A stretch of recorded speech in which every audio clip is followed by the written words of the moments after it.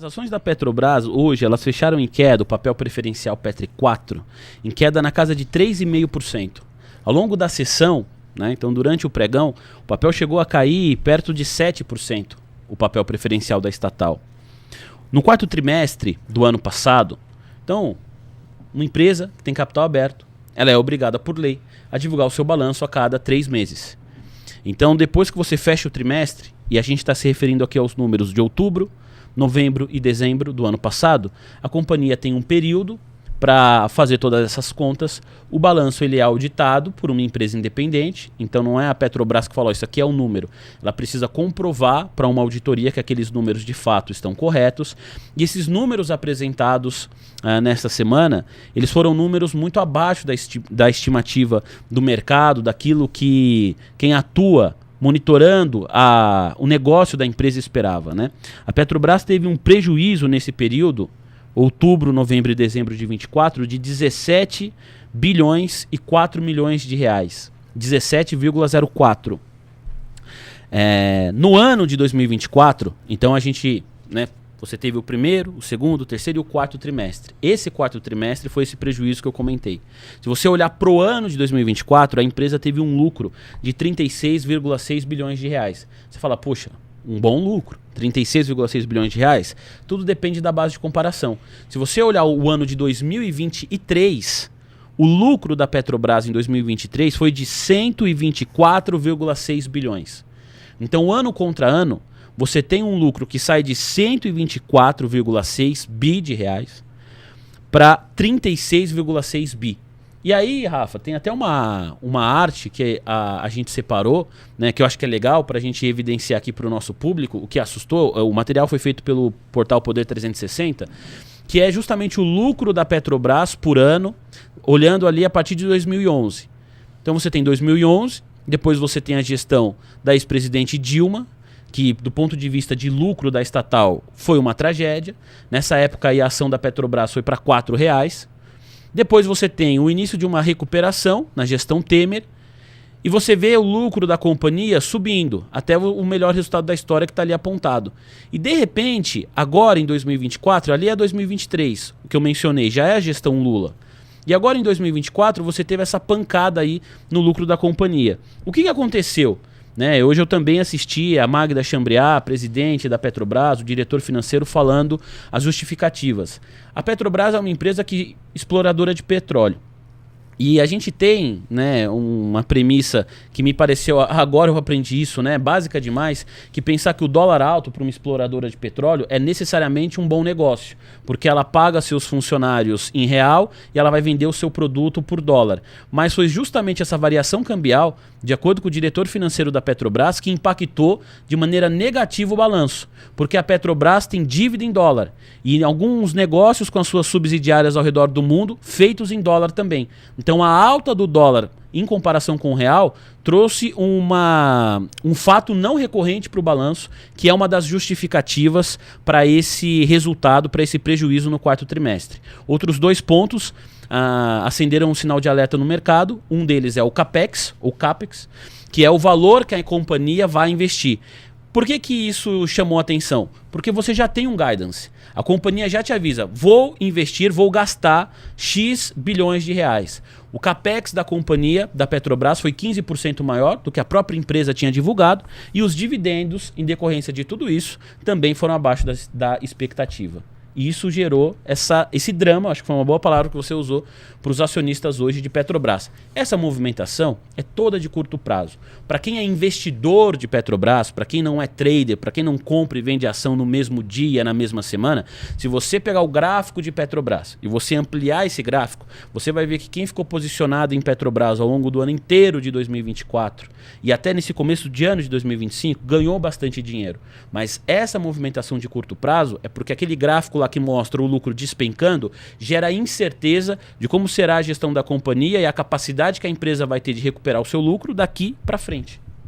Porque aquele gráfico ali que a gente mostrou, que o Vinícius mostrou, não é, Leandro? Aqueles bastões vermelhos ali, embicados para baixo,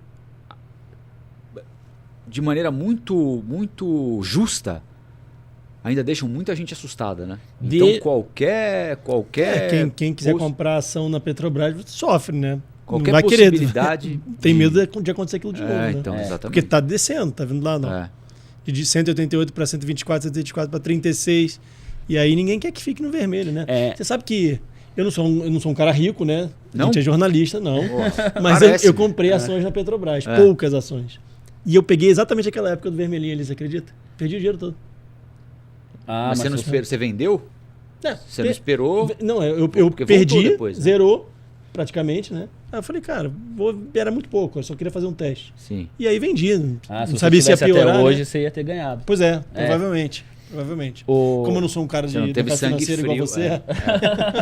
Ô, Rafa, mas você sabe que ali, se a gente conseguir voltar a imagem, porque a gente, no ano passado, a base de comparação era muito difícil para a Petrobras, porque ela veio do melhor resultado da história, se a gente for olhar 2022. Então, quando você tem aquela queda de 188 para 124, o mercado reagiu bem. Não porque houve uma queda, é porque você sabia que os fatores de 2022, muito difícil esses fatores se repetir. Né? Porque hoje o preço do barril do petróleo ele está ali na casa dos $75. Estou arredondando aqui. Em 2022, por vários fatores, esse preço do barril foi muito maior.